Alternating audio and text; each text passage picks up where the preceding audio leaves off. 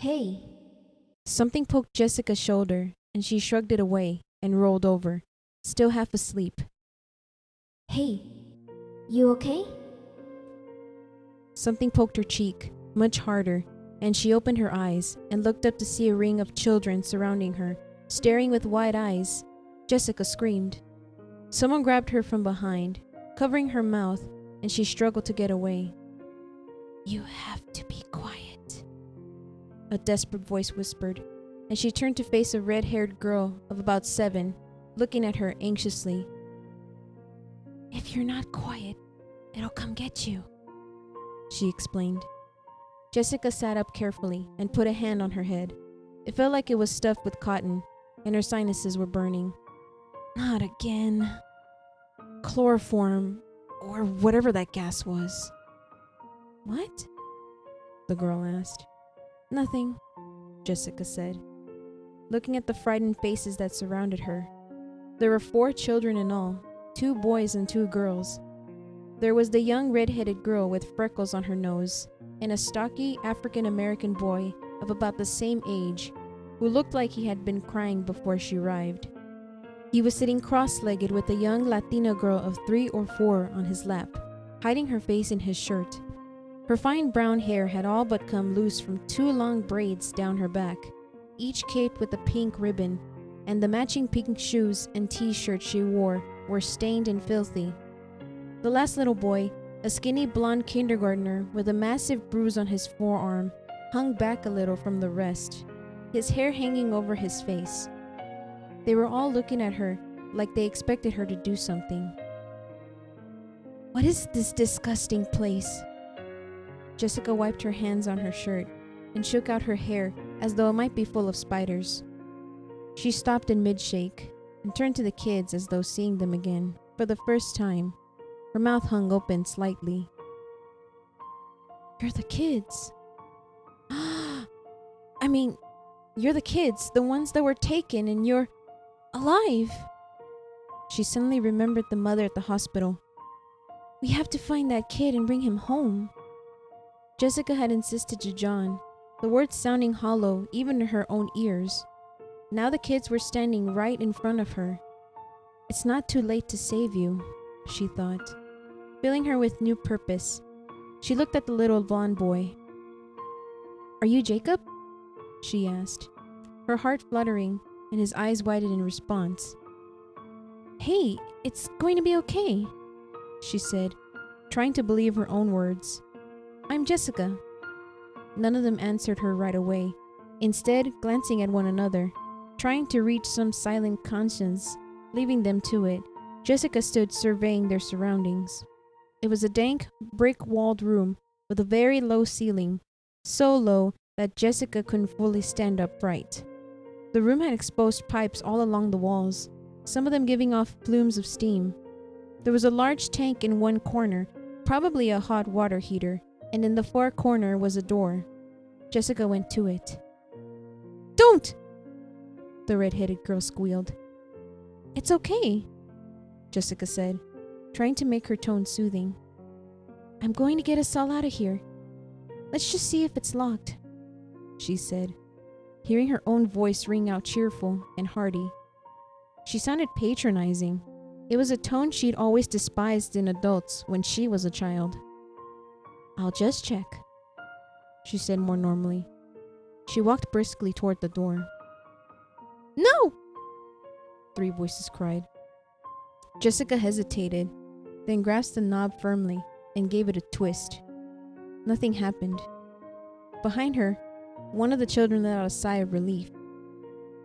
"It's okay," Jessica said, turning back to them. "There's always another way out." She scanned their anxious, grimy faces. "What happened here?" she asked. The boy with the child on his lap looked at her suspiciously. "Why should we tell you anything? You could be one of them." "I'm in here, same as you," Jessica pointed out. She dropped down to sit beside him, putting herself on the children's eye level. "My name is Jessica." "Run," he said. The little girl on his lap tapped his shoulder, and he bent down as she whispered something in his ear. Her name's Lisa, he added. Alana, the red-headed said, a little too loudly. The blonde boy didn't say anything. Jessica eyed him, but did not ask. Hi, Ron, Lisa, Alana, and Jacob, Jessica said with excruciating patience. Tell me what happened. She ate me in her tummy, Lisa whispered.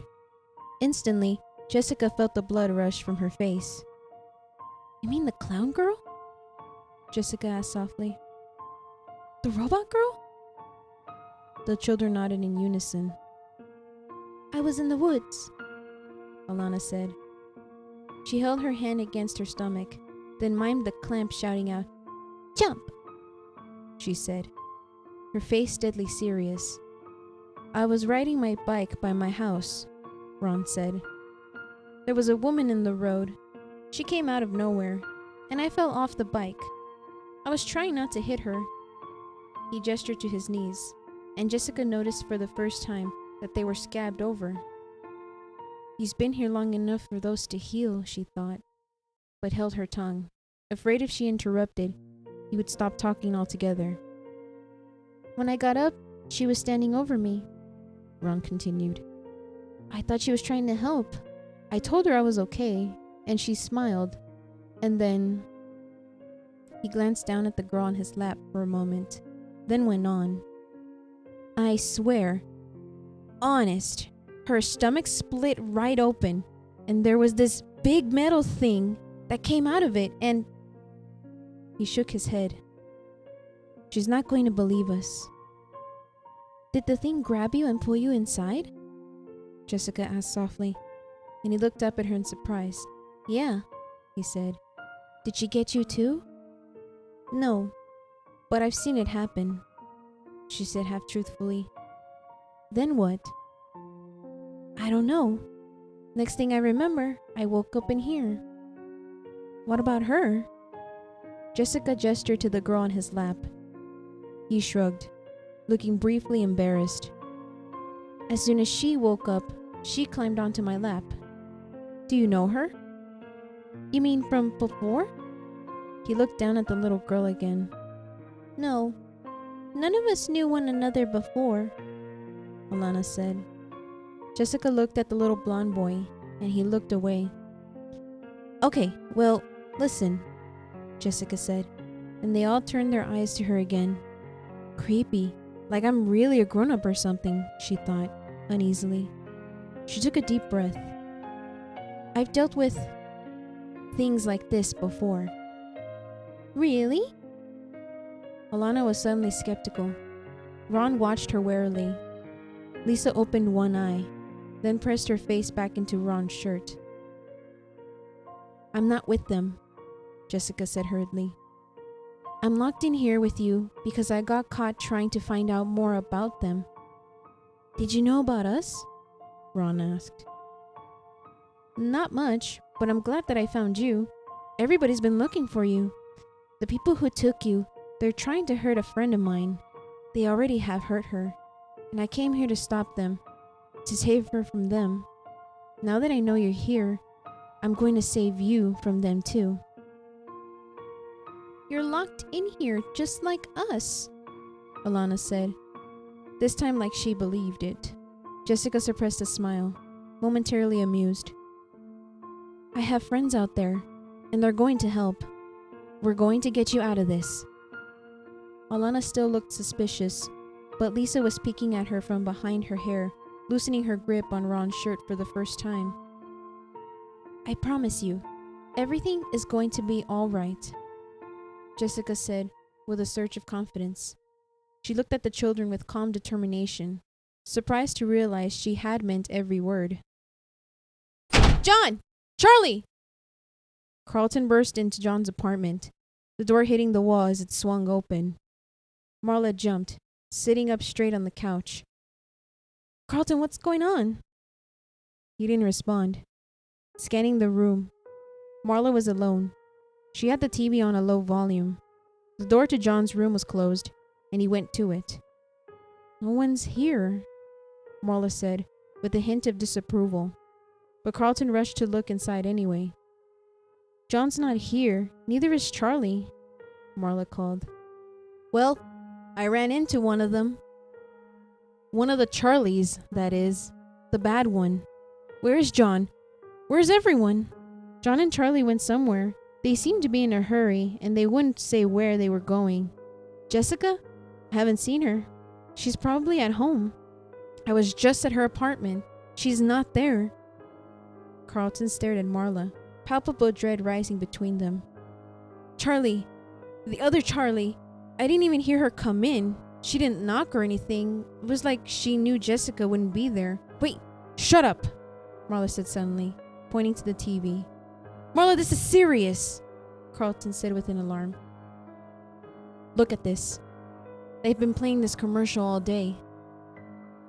Then the cartoonish face of a little girl, painted like a clown, filled the screen.